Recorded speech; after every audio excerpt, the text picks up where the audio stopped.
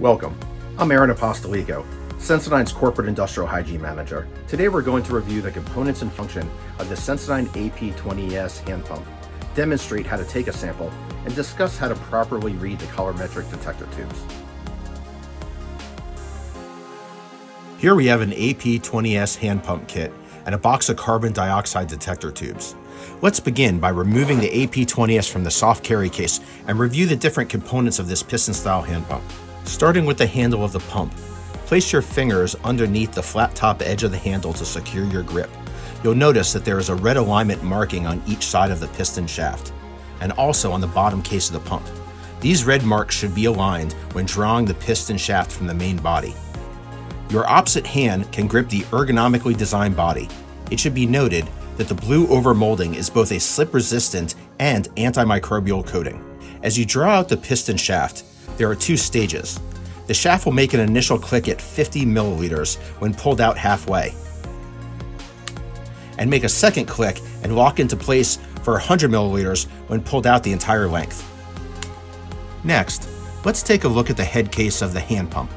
Inside the clear area, you will see a red cylinder sticking up. This is the flow indicator. As you draw the piston back, the indicator is pulled in and will remain drawn in until the correct volume of air has been drawn through the detector tube. Also on the head case is the black connector holder, which encases a rubber tube connector such as this one. Sensidyne will provide a spare with your kit. I'll now grab a detector tube from the box and insert it into the rubber connector.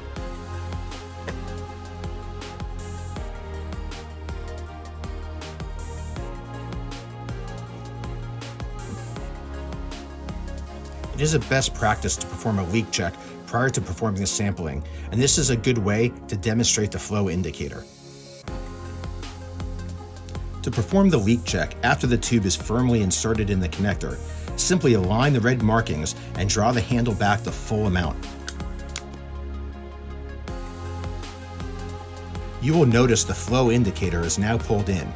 Wait 1 minute, and if the indicator remains fully depressed, then it passes the leak test.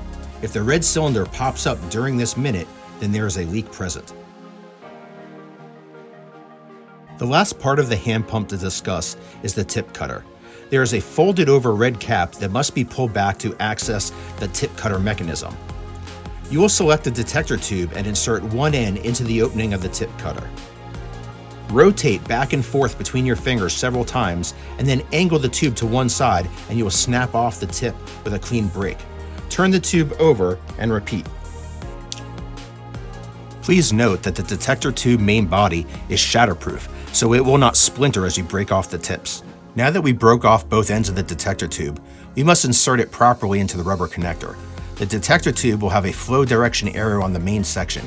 The tube should be inserted with the arrow pointing towards the pump.